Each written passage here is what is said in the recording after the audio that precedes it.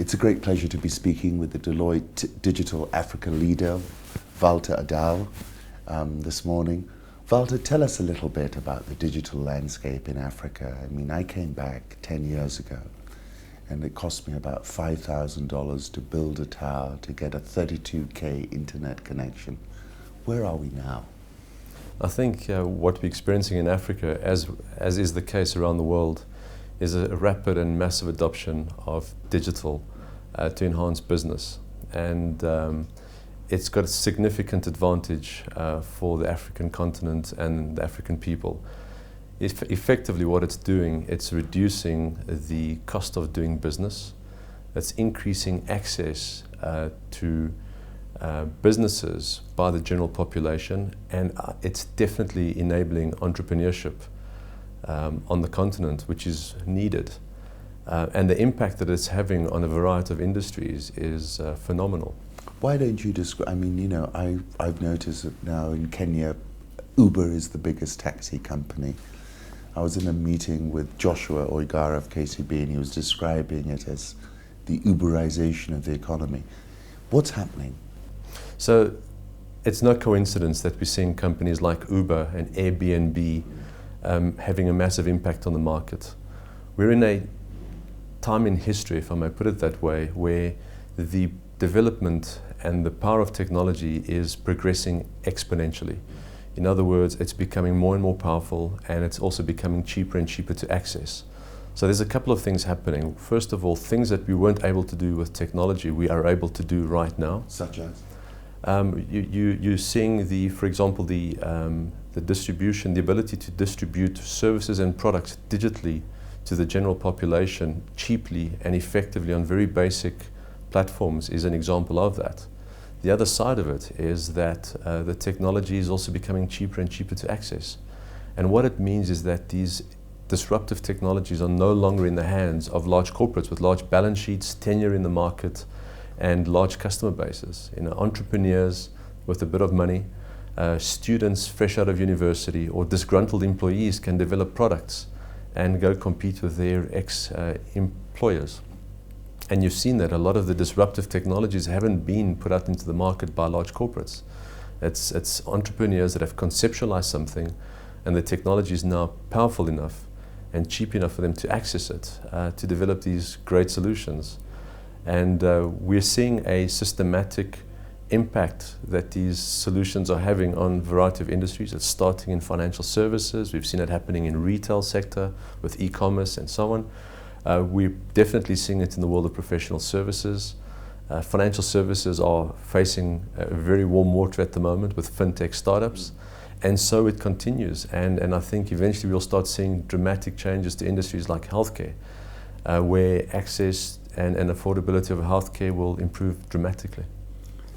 And if you're sitting at the top of a big bank and you're in this sort of environment, you're a big corporate, one of your customers that you're advising, what makes the difference for these big organizations today to succeed in this new environment you're describing? So there's a couple of things, and perhaps it will be good to mention it at this point, is that we shouldn't be adopting digital. Banks or large or corporates shouldn't be adopting digital for the sake of adopting digital. This is all been driven to get closer to the customer. This is all about the customer. And all these disruptive technologies that have been successful are being successful because the experience the customer has is phenomenal. Uber is a great example of that. Compare catching a cab a year or two ago to using an Uber cab today. The experience is different and it's cheaper. So coming back to a large corporate bank, the drive for that bank would be to make sure that they understand the customer better, that they're better able to service their customer, they get intelligence back from that customer, that they use digital platforms to ensure that they reduce churn, that they change the fundamental thinking that the customer needs to fit into the processes of the bank to one in which the customer feels that the bank has enveloped the processes around them. And what you get then is a massively satisfied customer that wants to keep on using the service and keeps on coming back to the service. And the service is designed in such a way that it's intuitive and it's easy to use, and hopefully more cost effective, not only for the individual using the service, but for the organization providing it.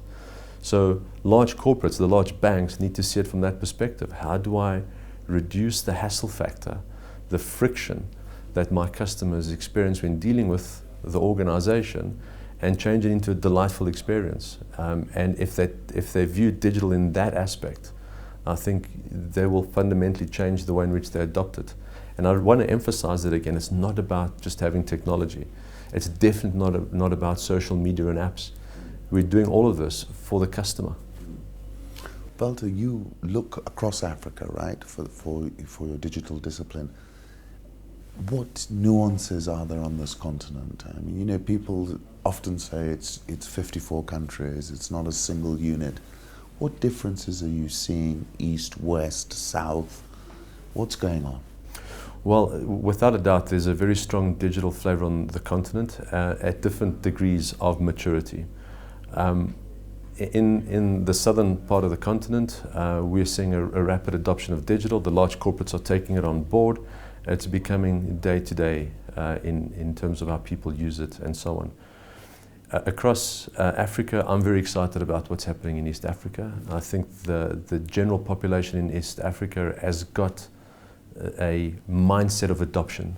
Adopting mobile technology and smart technology is a natural thing. Is that because of the youthful demographic, that people are so young that they can embrace, or is there something else happening? One would tend to think it's that. I would probably relate it to the success of products like M-Pesa and mobile banking, where people have used it, they've experienced the benefit they get from it, and they trust it.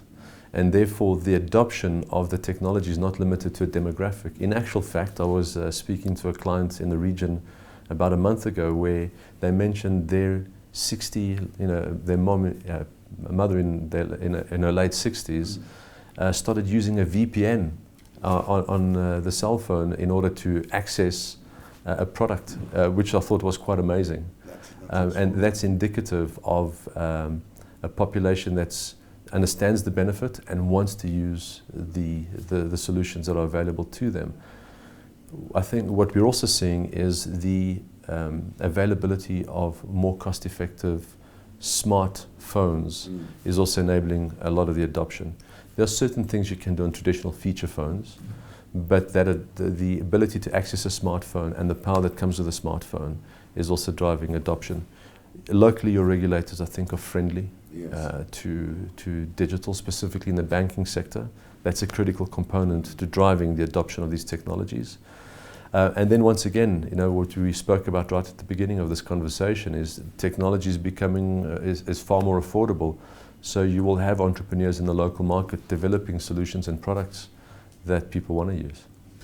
You're describing a very disruptive moment. You said, I can't remember, you said it's a very disruptive moment right now. Yes. What does it look like 2-3 years down the track? You're looking in your crystal ball, how does it look? So I'm going to take you back a couple of decades and start at that point.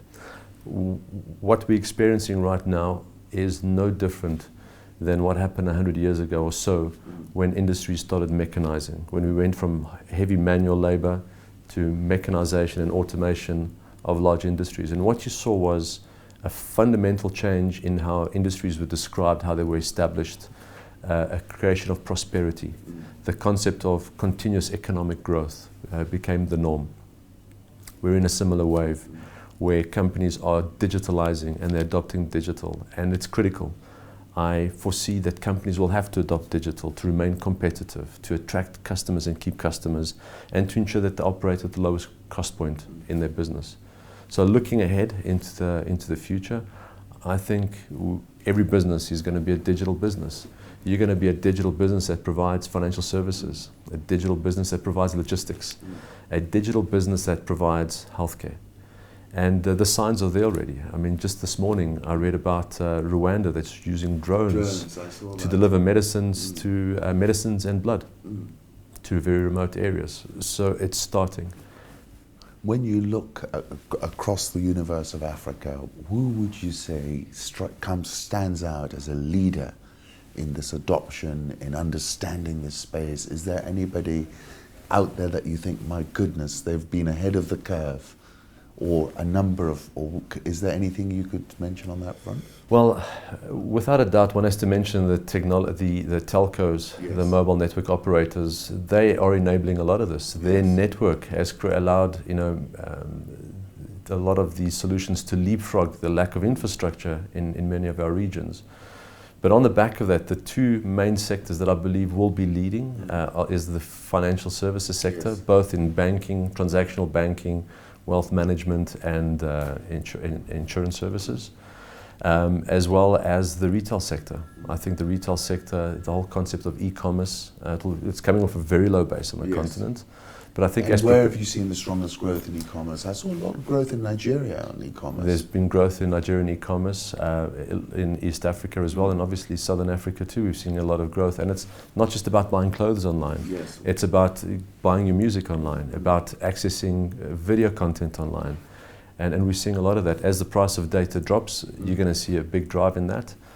I do think that one of the big tipping points, one of the industries I'll be excited to see adopting this kind of technology or digital disruptive technology will be healthcare, because we'll see a leapfrog in where do you see, what do you see happening in healthcare then? Well, I suspect what we will see is, for example, what we're seeing in Rwanda at the moment, where we're using drones to deliver medicine, so you're improving access to medicine. People that would have to travel a day, 2 or 3, to get access to basic medicine and healthcare services are now able to, we're addressing that.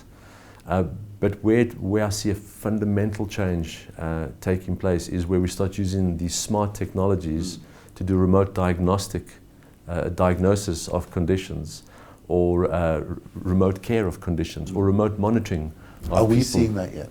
Yes, we are.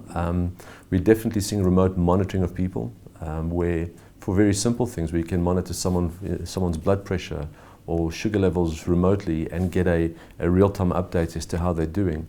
We've seen a play on telemedicine, but once again, very expensive technologies. Over the last while, we have seen companies, I'm going to mention a company like Scanadu, which allows for very basic healthcare diagnostics to take place using a smartphone, which could then be managed by a nurse without the presence of a doctor. Where right now? Well, it's quite interesting. It hasn't been deployed yet, but it's waiting FDA approval for deployment. Understand these disruptive technologies are not just disruptive to the organizations and the industries that they're going to disrupt, they're massively disruptive to regulators. Yes. I think regulators struggle to assess, how safe is it, when can we release it? Just look at the debate we're having with drones at the moment. Yes.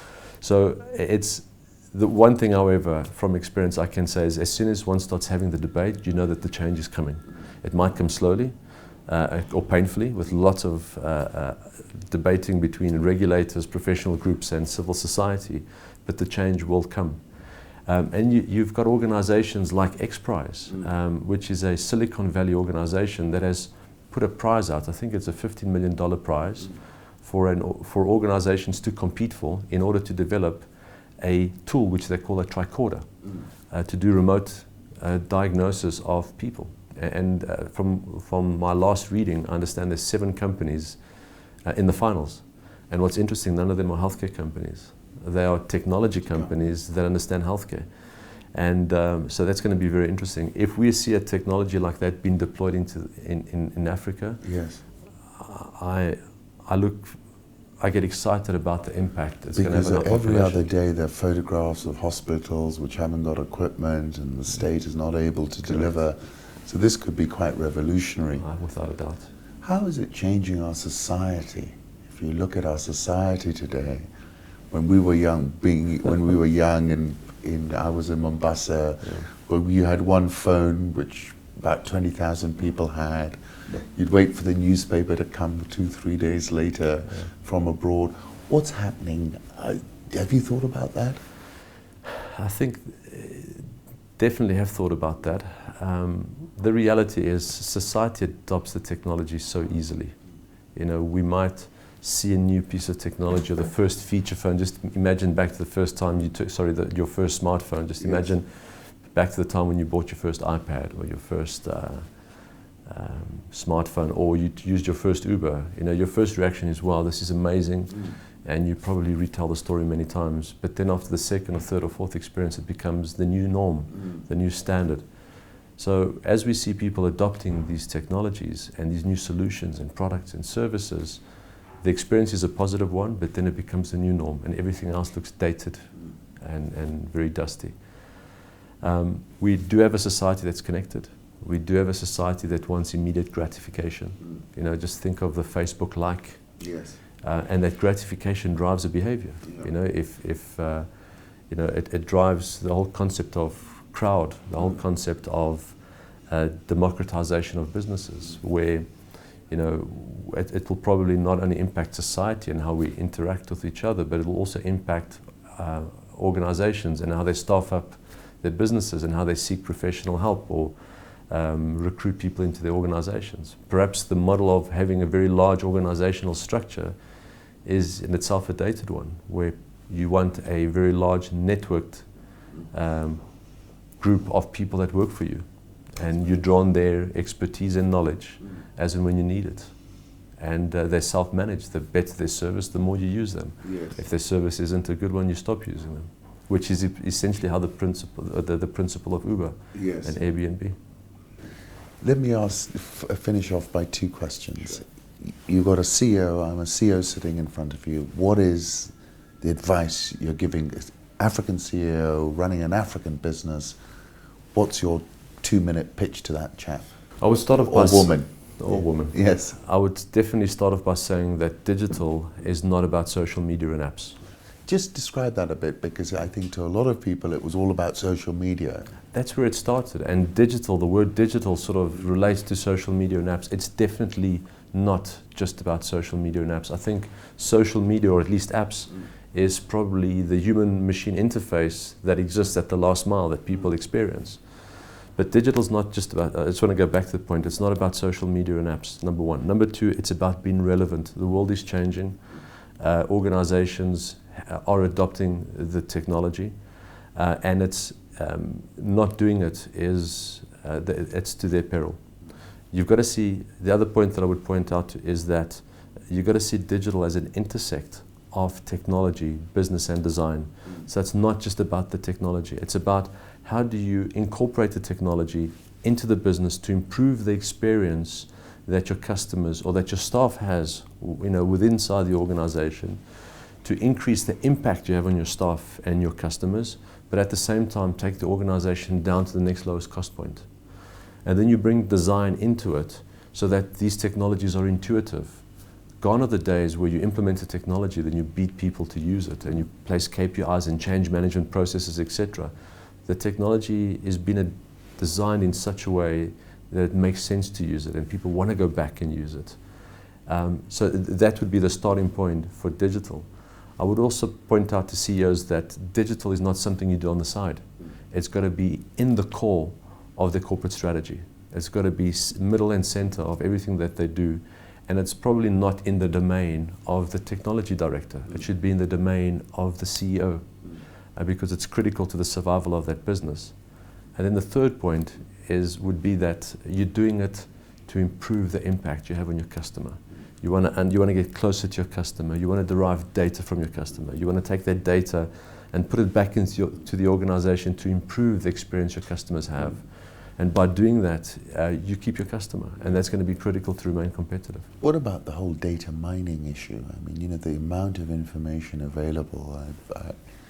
When people walk in my office for an interview, the first thing I start looking at is what have they been saying on social media, because I can get a good idea. Are customers digging deep enough? Are clients digging deep enough? Are they using the digital intelligence effectively? I don't think organizations are using that digital intelligence effectively at all. And it's not just about what people are doing on social media and what they make publicly available. There's so much data we generate inside our organizations that we're not using correctly. And then we use it at a very superficial level, and we don't put it back into the organization to make the organization more intelligent. We're seeing clients that are doing some amazing things with data. They're understanding the trends, the behaviors that customers are pushing out. And they're using those behaviors to maximize the value they extract from those customers, but also to drive the creation and the development of products and services around customers in order to make sure that they fulfill the behaviors that customers want. So there's a lot that can be done. We're going to see an interesting wave where that extraction and reuse of data will start happening on a real time, where organizations will become themselves very intelligent in not just getting the data from the customer, but making sure that they can use it immediately. So as an example, the traditional marketing that would take place would be an organization has a special they're running this month or this summer, and then they advertise and they put adverts in papers, media, print, etc. And they treat every single customer like they're the same, they've got the same needs and same requirements. With the proper use of data, you could make your whole marketing campaign far more intelligent. The message you receive is very different from the message I receive. If we walk into a supermarket, the specials that pop up on my phone could be very different from the specials that pop up on your phone, because our profiles are different and we're looking for different things when we walk into that store. And so we maximize the message and the impact we have on customers. And if I bring it back to myself, when I walk into that store and I get a message that says, this is what you want, and this is the benefit you can get from shopping with us, I feel like that message was there waiting just for me. Like I'm the only customer. Personalization. Absolutely, like I'm the only customer that organization has, and therefore it fulfills that, it uplifts that experience, and I'd probably not want to go to another retailer. I'd want to go back to the retailer that knows me personally. And are you seeing retailers take that up? Yes. Yeah. Last question. Sure. So we've got all these different countries, different regulatory environments.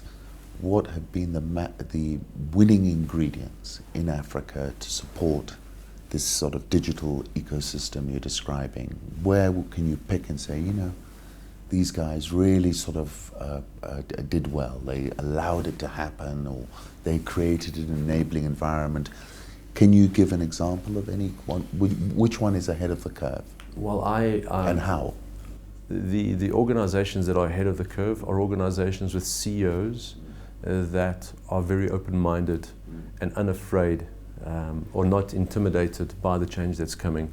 So they're curious. When they start understanding the potential impact that these disruptive technologies are going to have on their business, they don't turn away from it and try and speak it away to say it will never happen, or my organization is strong and I've been in the industry for 100 years. They're curious, they go and investigate it. They understand that the technology is going to get more and more powerful and cheaper over the period of time, and that it will have an impact on their business. And that curiosity leads to experimentation, and the experimentation perhaps leads to a couple of failures, which is normal in experimentation, but it starts taking the organization into a new direction, which leads to adoption and the reimagination, if I may put it that way, of these organizations. That's where I'm seeing the greatest amount of progress.